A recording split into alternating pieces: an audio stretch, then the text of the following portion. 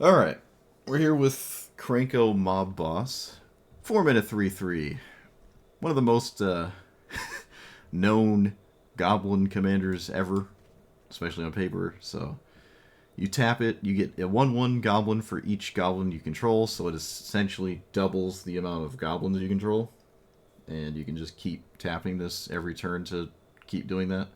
It is a seriously threatening thing, but in terms of closing out a game, there are a lot of mono-red aggro kind of creature-based things that are just vastly superior to this, at least at this point in Historic Brawl. Like Ragavan aggro is just... I mean, this is tier 1 or whatever, but still. So there's some issues with a 4-mana commander that doesn't have haste to do anything the moment you play it. There are a lot of cards that enable haste. The biggest card I am just missing is, how do you spell it? Oh no, it's not War Chief, it's Chieftain. Yeah, I don't own this one. And it was between this and, what was it? Snoop, and I ended up crafting Snoop instead. So I just can't get to this. This is obviously a really good card. It goes in basically every single Goblin deck under the sun. I just went with the one that I think is more interesting if I had to choose. So yeah, a bunch of Goblin cards that enter, and then ideally you play this, and ideally it has haste when you play it, so it actually does something. Because passing a turn back when you play Krenko is not really the best idea. Even passing priority, really not the best idea, so just always want to have it have haste in some regard. But there's more haste enablers that you can run that I'm not running, like Mass Hysteria and, well, just a ton of them, honestly. Even equipment could do it as well. It could be a little annoying with... I actually shaved some of the 4s here because they seemed like there were too many 4-drops when this is rather crucial to enter play every game, right when you get to 4 mana. However, some of the 4-drops might be okay to play the turn after you play this, so like the Battle Driver or the new Battle Driver, to just give the goblins that your commander created haste the next turn, which is asking, in my opinion, asking for quite a lot of uninteraction from your opponent to play this, and then play one of these, and then just tap your Krenko for any respectable number, and then suddenly you have a bunch of 3/1s. It's definitely very slow for this format, but we'll see what happens. It's not the craziest commander, but it's mono red, it's goblins. What more can you ask? What more can you ask? But now I know how Containment Priest works, at least. Take those, I guess. Yeah, we'll play this one. They're kind of similar.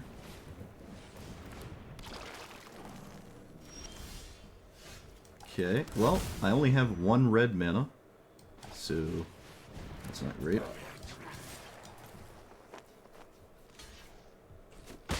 But ideally, I don't know, probably Flame Slashing was the right thing, because this is the smoothest brain strategy of all time. It goes 2 into 4 every single game.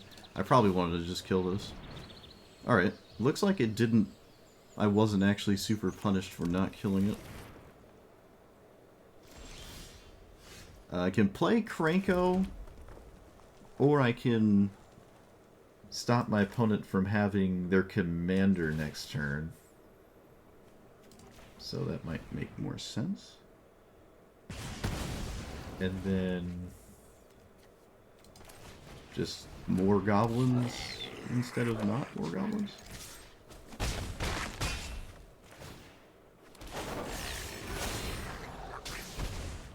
This could actually be very annoying as well.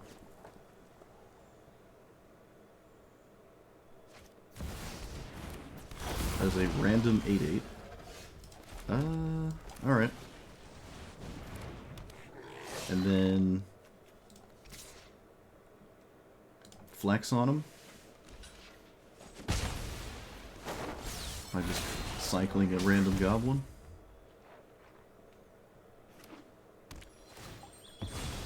Atali's not going to cut it. Well, I mean it can, but it's most likely not going to do it.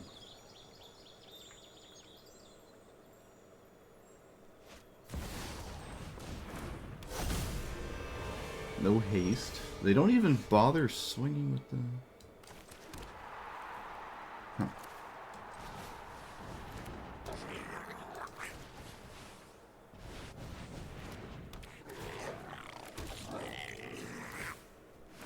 Alright, so we sack Goblins. Don't think it really matters which one, I guess that. And I can just Alpha Strike because they're all functionally the same. Actually, maybe not swing with... No, we... Maybe it doesn't matter. Block, block. Because it doesn't matter and they're dead in one swing, I'm just not going to swing. They have to deal with the board regardless. 5 damage isn't going to change a single thing. Alright, Atali's extremely unlikely to do anything. And it does not do anything. They got power balance. Look at that. Look at that. Yep. It's not going to steal anything out of my deck. And if they play a giant creature out of theirs, most of them don't really do anything. I don't even really like Giganta and Golos. That's really weird. Wonder what that's about.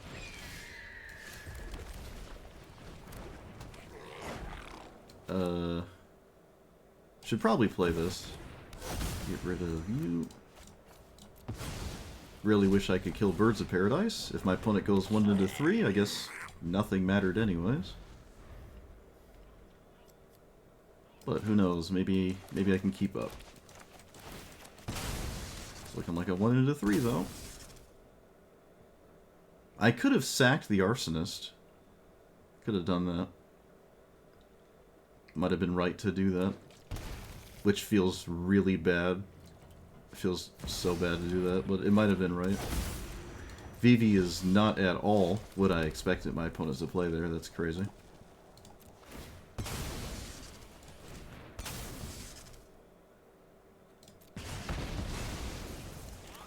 That's a little nuts.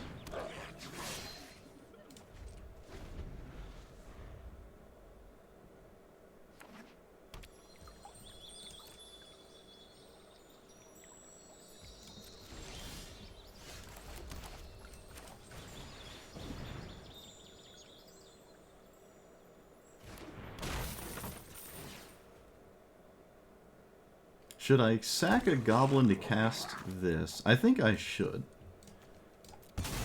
Because if something's dealt with on my board, I'd just want as much mana in play as possible. Think that's a good idea.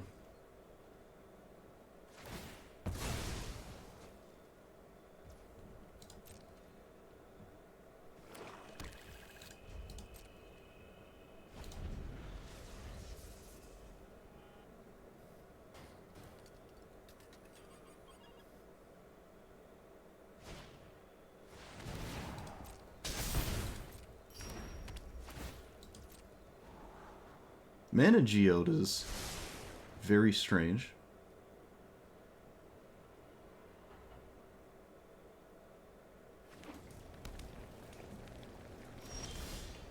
I draw literally nothing, as is tradition. Wait, how does this work? When those attacks put a counter on it, then create a number of goblins equal to its power. Okay, so swing here first, and then tap my commander. I guess I could have got 1 damage in. I just want critical mass. I don't think 1 damage is going to change anything. They also should have just blocked there. I don't know why they didn't. This is a spot where Banefire would be hilariously good. I can also probably just lose to a sweeper. That's definitely on the tray of possibilities here.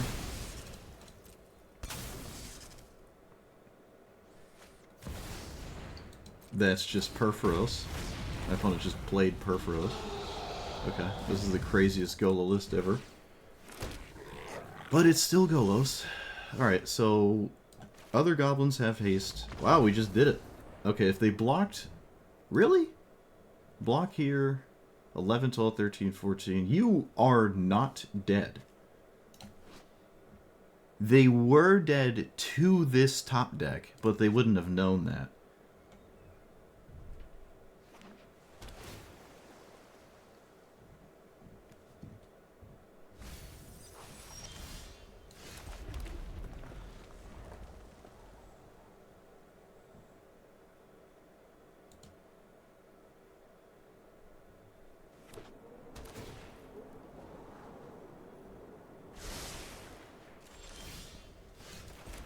Mana.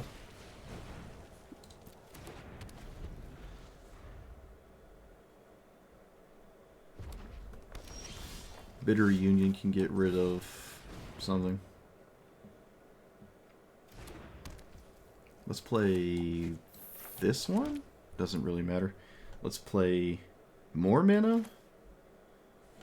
Yeah, I should play more mana this turn cycle.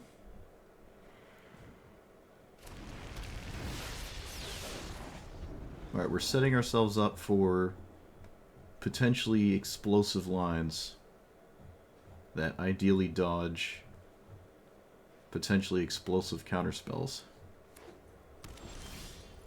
Trash Master, not looking at its best here. Can get rid of 3 Tree City. Yeah, it doesn't matter how I tap this. I think I do. Yeah. I actually just have a ton of mana right now, so... I even found more mana. So I can play this. Well, because I can't play a 4-drop, I might as well play this and then FOMO. Get rid of Ringleader.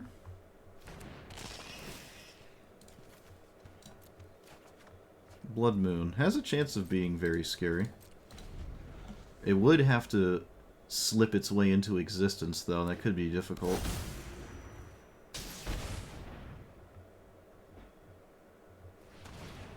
Opponent is not at all interested in taking themselves off of blue mana, so not looking great. Let's play you. Let's play... Again, all of my cards, if I get hit by mana drain, I immediately lose. I immediately lose the game. So I'm not really sure. Oh my goodness. Why? Can I afford to do nothing? No, I guess I can't. I just accept that I've lost the game if they have it. It just is what it is. Just accept I've lost the game. They didn't have it, or they have some kind of interaction that they were not interested in using there. Sure.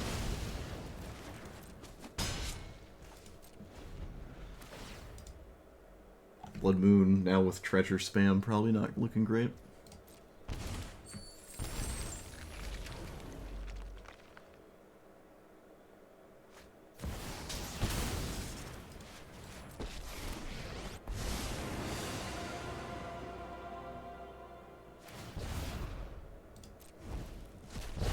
Opponent gets Mox Amber, something I would kind of rather them not have actually gotten there.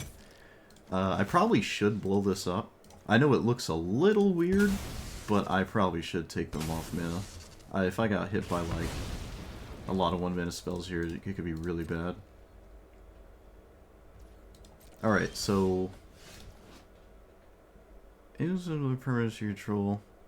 This just wins.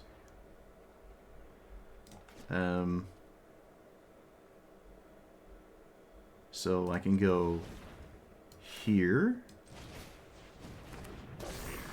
and then I can go here. 4, 5, 6. Things are happening. We can go here. Hold on, wait, let's calm down. Let's give our commander haste. Tap our commander. Shove aside. 1, 2, 3, 4, 5.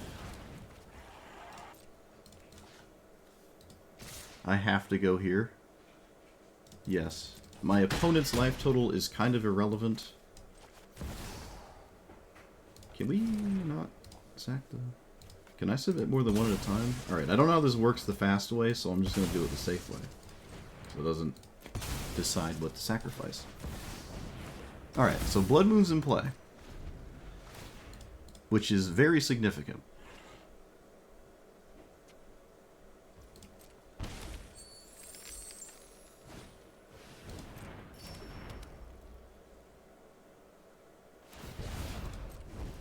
They steal a 2/2.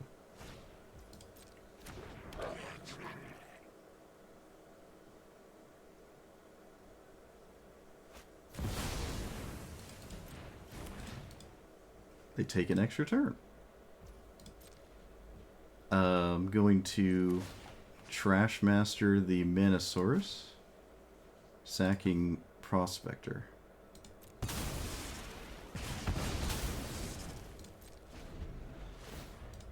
That way they don't have more colored mana.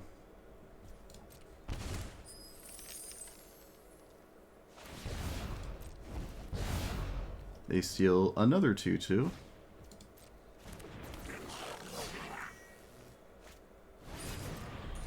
There's the one ring in another game.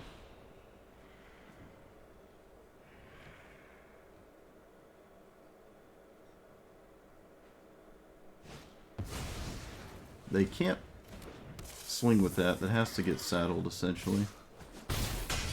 I'm a little confused about the attack. I'm a little confused about that. I don't think I completely agree with that attack there. It's a bit strange.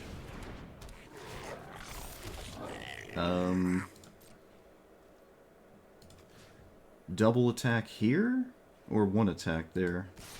Probably one attack. It takes nothing, goes to 10. Do I need more goblins at this point? Alright, I'm just swinging with one. This is fine. I don't believe that the 4 damage is that crucial. And I'll hold the randomly generated 2/2s.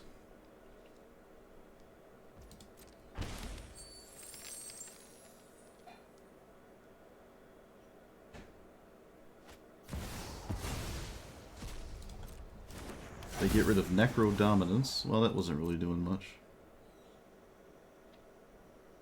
I got Grief out of the way, I guess. They didn't saddle first. They steal a 2/1 this time.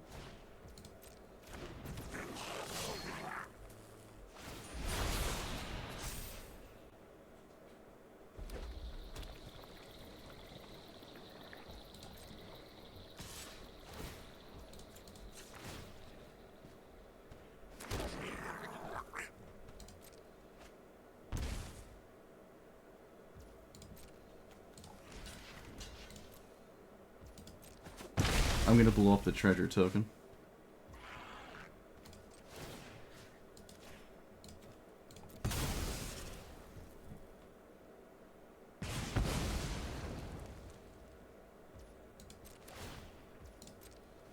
And I think they're dead.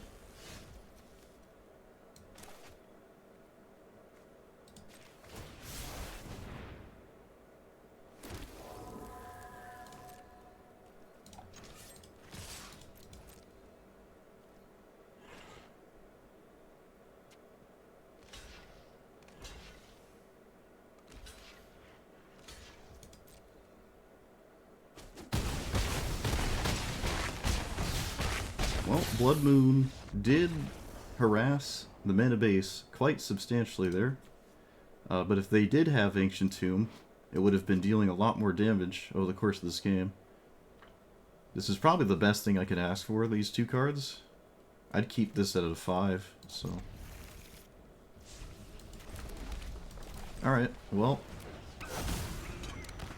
The old standoff. Choose not to trade.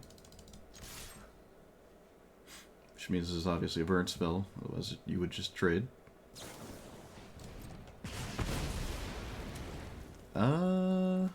Goblin.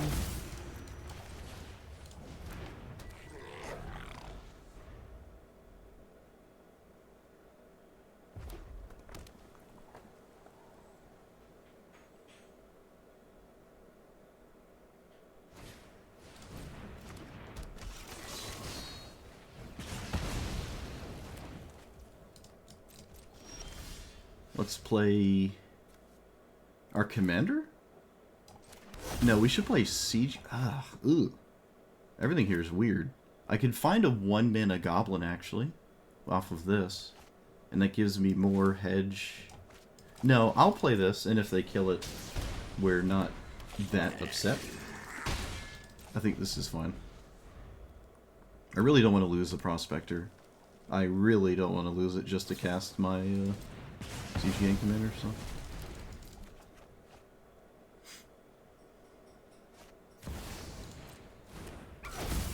Alright, well, I'm sure Ragavan does more than what they've been doing with it. Triple red. This is unbelievably annoying. Alright, at this point, I feel like my window to not do this is gone, so. There it is.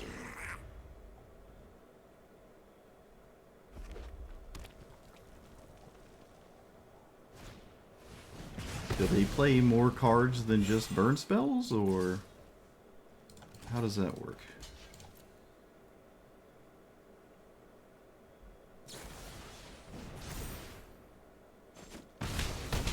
Okay. Sure. Of course they steal an excellent card off my deck too. Well, it's not that great. It's just a 1/1. It doesn't actually do that much fundamentally. Just kills a 1/1. Unless it goes face, but I would be a little bit surprised if that.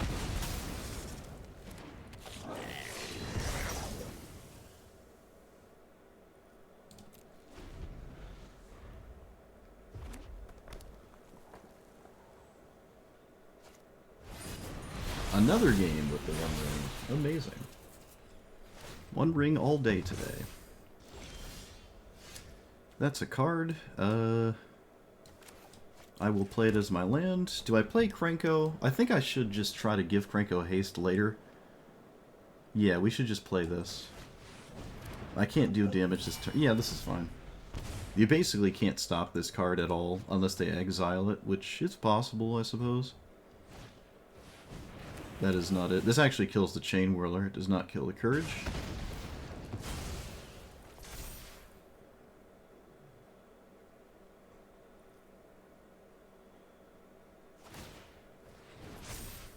The ring is not free in a mono red aggro deck.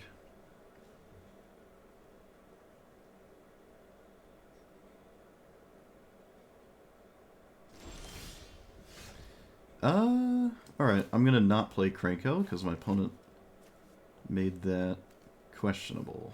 Let's do this. Yeah, they have some kind of castable card. Krenko probably wouldn't have survived. It'd be ideal to not let that happen then.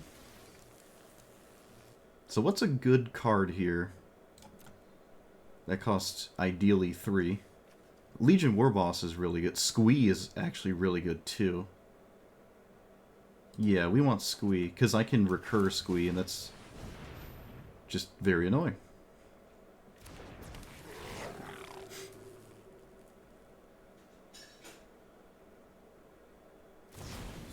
Oh look, it's a burn spell. No way. I mean, that one actually does 2 damage, but still.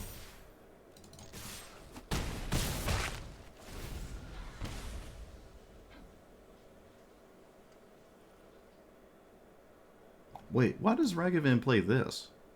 I feel like the enchantment side of that is not really that impactful to a Ragavan deck. Oh, alright. They can't do the mono red control thing. They will just die. We can play Squee. I think that's probably the best thing to do. Yeah.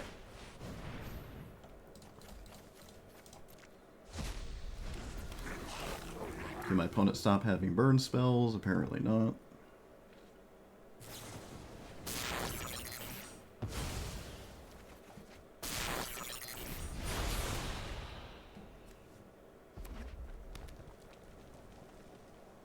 They have to kill me in 4 turns. Are they doing like double X spell over 2 turns math? Or what are they doing here? Alright. Kind of weird. I just made a Ragavan player butthurt. Kind of weird. You have 1 ring on 3 ticking. You're still going to draw more cards. It's not looking good, but why are you playing the cards you're playing if you want to give up at this point? That doesn't make sense.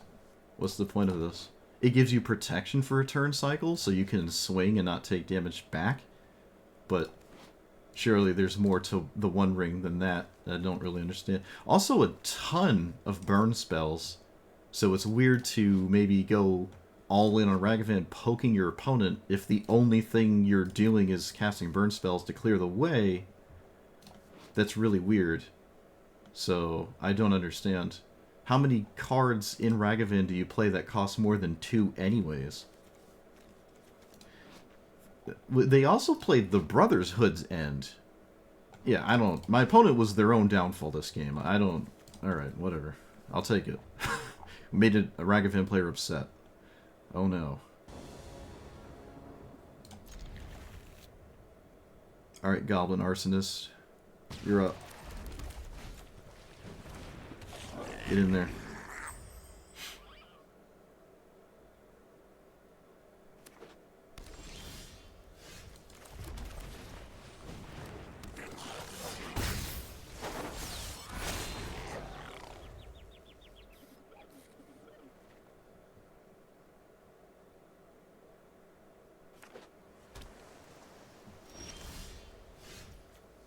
Well, that's a good goblin.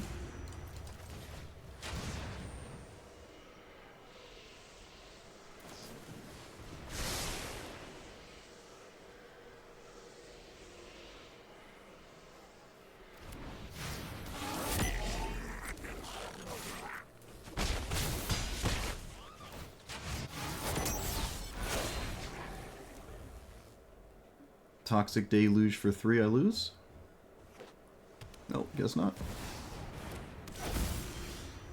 I'm gonna just not let them draw a card. I smell desperation.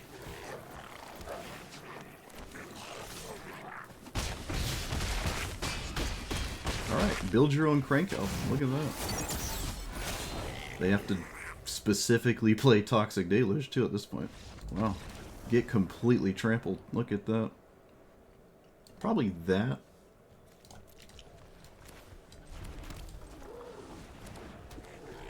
I haven't played this yet.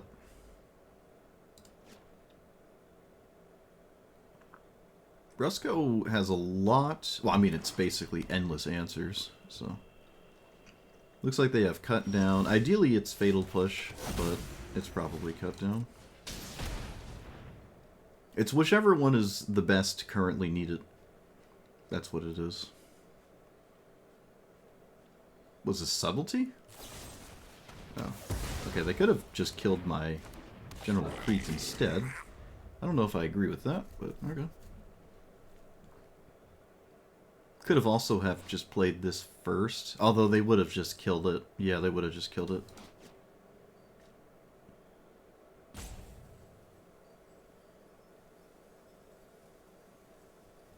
Rusco thinking on turn 2. How was that possible? Well, I mean, it makes more sense than, like, Ragavan thinking on turn 2. Fair enough. I'm sure there's something to think about here. Not a good sign for us. It could be Grief. Thinking about Subtlety, maybe what land, if it wants to be tapped or not, depending on what I could play. There's a bunch of different outcomes here. I trust my opponent to make one. And they did. Alright, so let's play this. Not dashed. Let's play This dashed.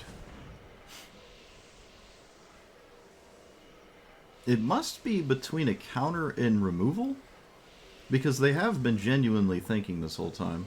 Not often do you find someone using all of the allotted time to actually think about stuff, but I think that's what's going on here. Very uncommon.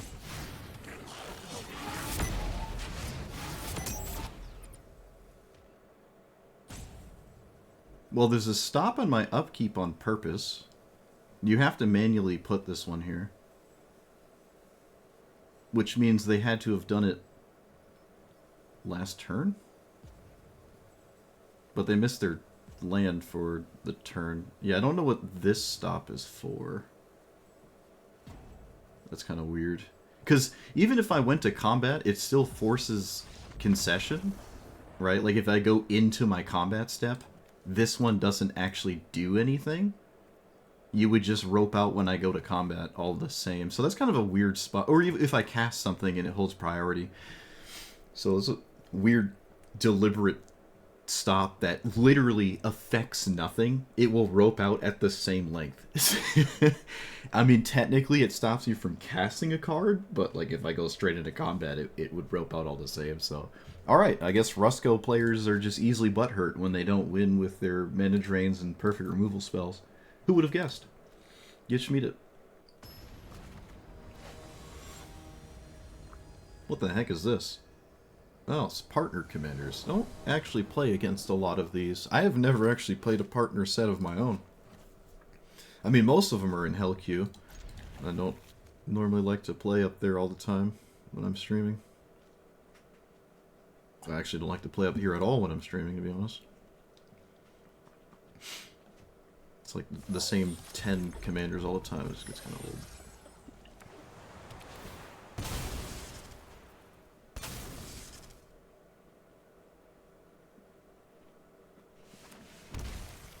I think you can cast it without targets, but I can't say for certain, so I don't really know. Alright, well, if they have 1 into 3, it's, I guess, less bad because they're on the draw. It's still, again, the best thing you could possibly do. And I had no burn spell for it. It is the best kind of 3-mana card, too, because it's a ramp spell.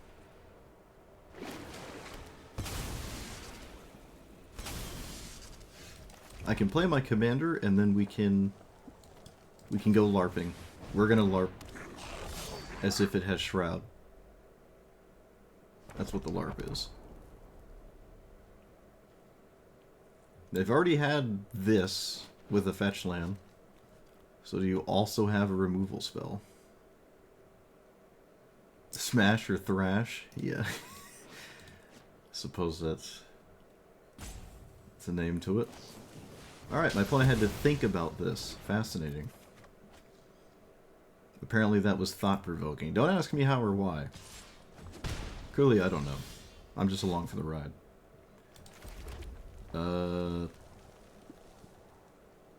You into you?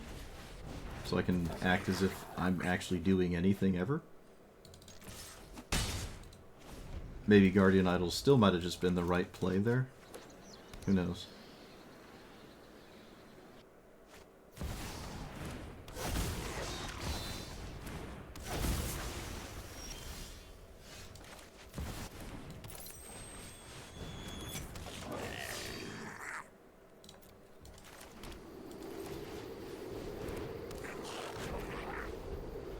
Alright, we're out of answers. We have no more answers. Literally not allowed. They only had one fetch land to go with their Deathrite Shaman, and it was on turn 1. Or, turn 2.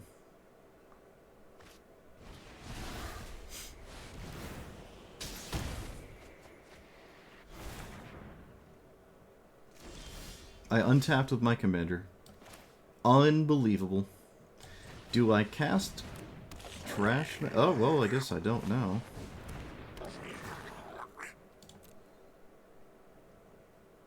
Unbelievable. What do we do here? Squeed is just swing, I guess. Squee is resilient. Yeah, the resiliency option is just valuable to me.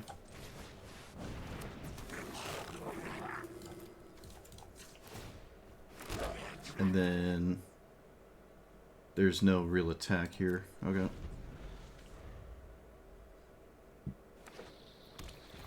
Oh, they found another fetch land. So I guess it's the part where I lose to Cyclonic Rift? No, I would have lost it anyways.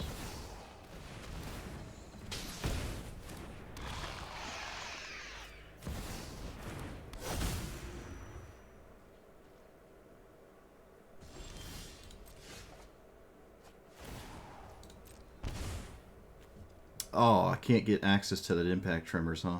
No, that's not possible. So, cast you. Always casting you. Always casting you. My opponent can draw, right? Because this is my last turn anyways. No, I have to pay because I gain 2 life. Alright, I can't pay.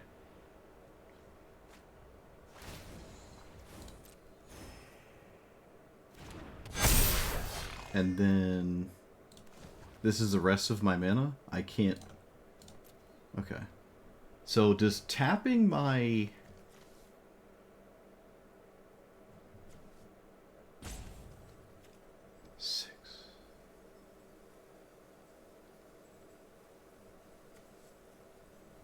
No tapping of Krenko.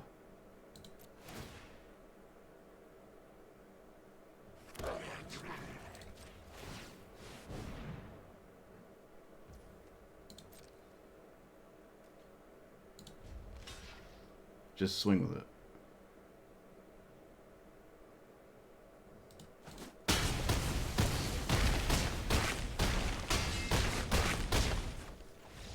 We did it. I don't know how. I don't know how.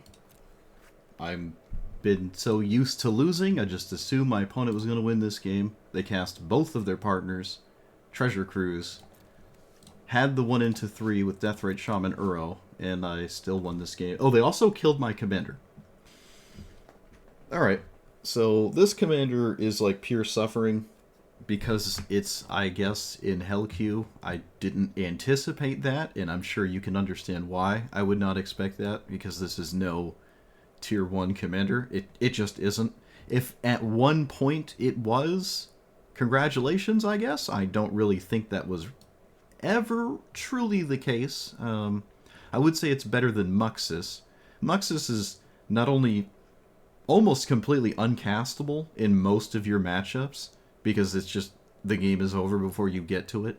It has a chance of just completely whiffing. I actually don't like Muxus in this deck at all. Anyways, I looked up EDH rec lists of Krenko, which, again, a completely different format, but I just wanted to see the ideas, and it was actually 50% of decks play, right down the line. 50% play Krenko, and 1v1 with even a weaker pool of Goblin options, because it's not paper. It's just not something I would ever recommend.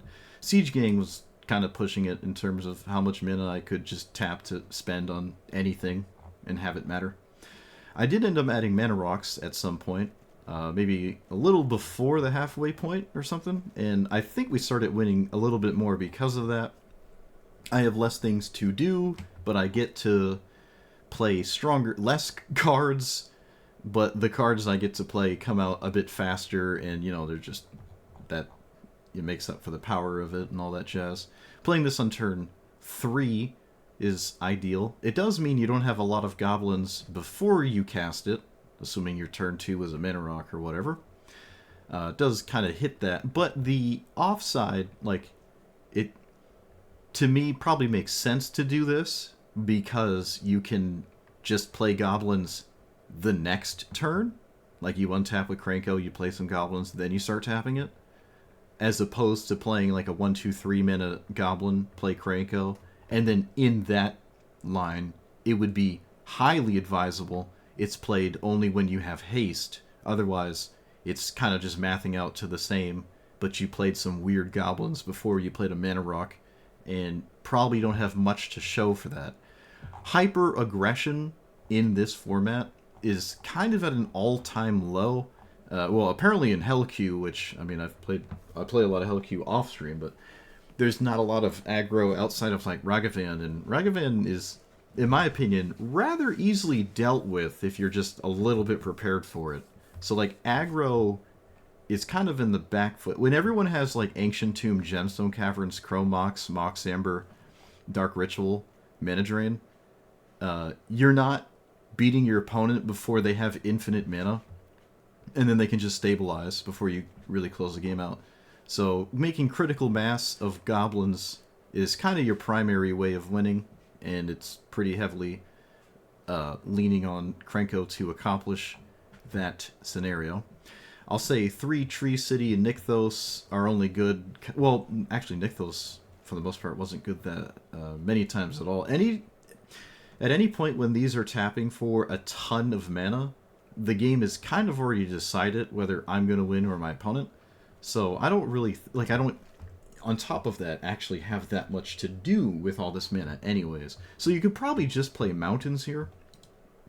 I wouldn't say most games these didn't really mess up my opportunity to, like, win or something by getting color screwed, because you're still a mono red deck, right? It's not too crazy. And I actually just ran a bunch of mana rocks at some point, so this is just not too big of a deal. But if somehow that lowering your, like if I just did this, because let's be real, they're just completely useless. If I did that, maybe it lowers your bracket a little. You have slightly weaker opponents. I kind of doubt that. I'm just grasping at straws at that point. But yeah, the one main card, I think I said it in the beginning, Goblin Chieftain would definitely like to be in this deck. I just, again, didn't own it. It wouldn't have fundamentally changed much at all, but there were like 1 or 2 games where if I had it to find off of the Goblin Matron, I would have been happy. I don't think I would have won or lost had I had that out, but it would have just been a nice card to have the option to grab. And it's another haste thing to do, right? It's everything you're just looking to do, really, in a card. That is to say, Goblin Chieftain doesn't actually do anything on its own. It's just a... it does require other cards. And at this point, like, your synergies, or your cards relying on other ones to do something is... I don't really know how to describe that thought. So... you have, like, Strip Mine, Azusa, Ramunap Excavator, or Crucible of Worlds. You have Forest Utopia Sprawl, technically, because it has to be a forest. Like, your synergies, quote-unquote, have to be kind of insane to justify themselves, and one would argue that Goblin Chieftain is actually just not required at all. I'm sure there's someone that just says, I'm not going to play it, even though I own it. I know that sounds crazy, but that argument definitely exists, because when your opponent's synergy is like mana drain into anything that costs 5 or more on turn 3, or 6 or more on turn 3, it doesn't matter how synergy related your 3-minute 2/2 is with giving your commander haste. Like, the synergy of anything in your deck giving this haste doesn't really matter if your opponent plays Dark Ritual into Black Market Connections into Toxic Deluge. Like, there's a lot of scenarios, and those cards don't demand each other, right? Dark Ritual is good with a ton of different things, whereas Goblin Chieftain is only really good, exceptionally good with your commander, and not much else. And it's not good in the discounting side of things like Goblin Warchief is. Goblin Warchief's discount can actually be very, very nice. I like that way more than the +1/+1 on Chieftain. So I don't know if that line of thinking even was coherent, but it's been said. With that being said, giving your goblins +1/+1 doesn't matter too much, right? You can sometimes, I'm sure, people who play a lot of Krenko would know, if you just give your goblins +1/+1, you could probably kill your opponent a turn faster if but instead of demanding that you get another turn to tap it and do the thing. So there is probably some kind of argument there where chieftain stat buffing is actually kind of relevant, but most of the time your opponent's either just going to concede because you made too many goblins and it's over, or you're just going to one-shot them. So if you did 10 damage and then the next turn you do 25, the first 10 damage didn't really matter because your last attack was the lethal one without needing any of the other ones before it. And doubling the stats of your goblins, unless it actually hits that breakpoint of killing your opponent in one less attack with a bunch of goblins, it doesn't actually do that much to make your goblins 2/2s. I just, like when I was playing against Tatali or whatever, something slow and they're just not really interacting with the goblins, I swing for 12, and then I swing for 16, or even sometimes a little bit more than that, and then I swing for 42. It didn't really matter if I swung for 10 and then 12 or something, right? Like, it's not a lethal breakpoint. So, okay, in that exact example, Goblin Chieftain would have pushed it over the boundary. So it does actually matter about that way of thinking, I would argue, if that makes any sense. So just something to think about there. Having a critical mass of 4 mana cards when your commander is 4 mana was a little awkward, so those were some of the things I took out so I could just, this is usually the thing you're just always playing on 4. Goblin Influx Array, I don't think I ever cast that, actually. Yeah, no, I never cast that. I did scam some people with a Magus of the Moon and Blood Moon. That was kind of nice. Don't think Winter Moon did anything. If I knew I was going to just start off in Hell Q, I probably would have started the deck off slightly different, but it is what it is. Again, you'll have to excuse me. There is no way you could have ever have convinced me this was tier 1. Same with, what is it? Geist of St. Traft, my poor 3-mana 2/2 blue-white commander. Love that commander. Absolutely awful in this format because it's just in Hell Q and it doesn't belong there. It just gets crushed by everything in the game. Maybe it's different now. Maybe it's way different because it does have like mana drain now. It didn't when I played it. So maybe the blue-white cards that are not Geist of St. Traft can then just like carry you to victory against Keenans and Scythus. Still kind of feels like a very uphill battle though, and there's probably a reason why I have almost never seen anyone ever play Geist of St. Traft. So I'm not saying this is as politically homeless as Geist of St. Traft is, but it's pushing purgatory where it can't quite see play because it's at the highest of sweaty nonsense. And if it was too low, maybe it is problematic for like weaker decks, but I'm not really sure how true that is now if they went back and updated this, if that's even a thing. I don't know how it works. But if they just go and look at the results of every commander and like, oh, this one is losing a ton, let's knock it down a peg in terms of its matchups, it really wouldn't surprise me. It's not like your weaker opponents are suddenly just not playing at least things like Ancient Tomb and Gemstone Caverns and Dark Rituals, so like it might not have too much of a different experience anyways. It's just your opponent outpacing you is the name of the format, no matter what the strategy. Just being faster than your opponent with development is really the entirety of the format. It really is. And it's to a point where you're not really able to aggressively push 25 damage before your opponent is able to push too much development that you just fell behind, and then you just can't close it out. That's why aggro decks are just on the back foot right now. I mean, Ajani's alright, the red-white one. I mean, you see a lot of Ajani players just kill their own cat token to flip it, and then it's kind of hard to interact with, and if they have a red permanent, it starts just doing effectively unavoidable damage to you. So there's like ways around just trying to, bring a bunch of creatures into the red zone and bludgeon your opponent to death. I will say it is possible for you to have that outcome here. I could have probably played twice as many 1-mana cards to push that even further. Wasn't super fixated or sold that giving this haste was the most important thing ever.